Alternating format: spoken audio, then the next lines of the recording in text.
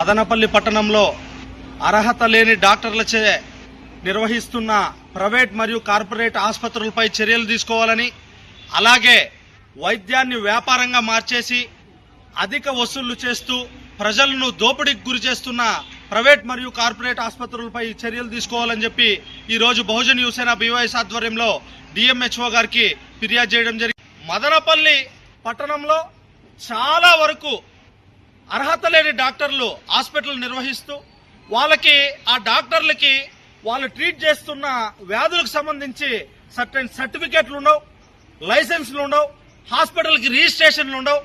Hospital నియమ నిబంధనల ప్రకారం ఉండకపోయినా కూడా వాళ్ళు హాస్పిటల్ నిర్వహిస్తూ వేలకు వేలు లక్షలకు లక్ష రూపాయలు ప్రజల దగ్గర నుండి దోచుకుంటూ మీరు డబ్బు తీసుకుంటే పోతే పోనీ, కానీ మీకు అర్హత లేకుండా మీకు ఆ ట్రీట్మెంట్ చేసే రాకపోయినా కూడా వాళ్ళు ఆ ట్రీట్మెంట్ చేసే అర్హులు కాకపోయినా కూడా వాళ్ళు ట్రీట్ చేస్తూ ప్రజల ప్రాణాలతో చెలగాటం చేస్తున్నారు.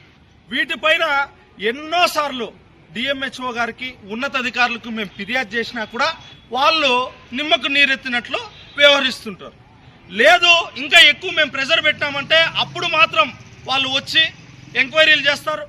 ఎంక్వైరీలు చేసినప్పుడు అక్కడ వాళ్ళకి అర్హత లేదని మీకు తెలుస్తుంది, సర్టిఫికేట్లు లేవని మీకు తెలుస్తాయి, రిజిస్ట్రేషన్ లేవని తెలుస్తాయి, వాళ్ళకి లైసెన్స్ లేని డాక్టర్లతో హాస్పిటల్ రన్ చేస్తానని చెప్పి అన్నీ బయటపడతాయి.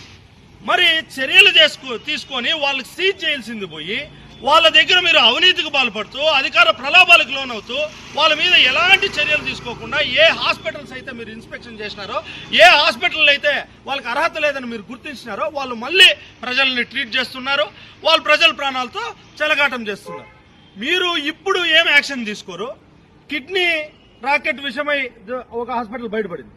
అలాంటి విషయాలు ఏమన్నా జరిగితేనో, లేకపోతే ప్రజల ప్రాణాలు పోతేనో, లేకపోతే ఆల్రెడీ పోతానే బయట రావు, ఇంకెప్పుడైనా లక్షల్లోనో ఎక్కువ శాతం ప్రజల ప్రాణాలు పోయి అవి బయట వచ్చినప్పుడు మాత్రం మీరు రోడ్ల మీదకి వచ్చి వెంటనే యాక్షన్ తీసుకుంటారు, ఆ హాస్పిటల్ సీజ్ చేస్తుంది.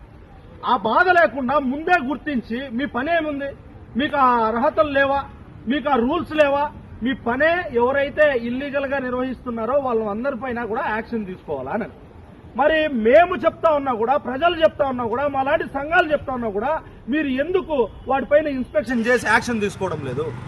అంటే మీరు వాళ్ళ మీద యాక్షన్ తీసుకుంటే మీకు వచ్చే ముడుపులు రావనా? మీకు ప్రజల ప్రాణాల కన్నా మీకు రావాల్సిన ముడుపులే ఎక్కువ.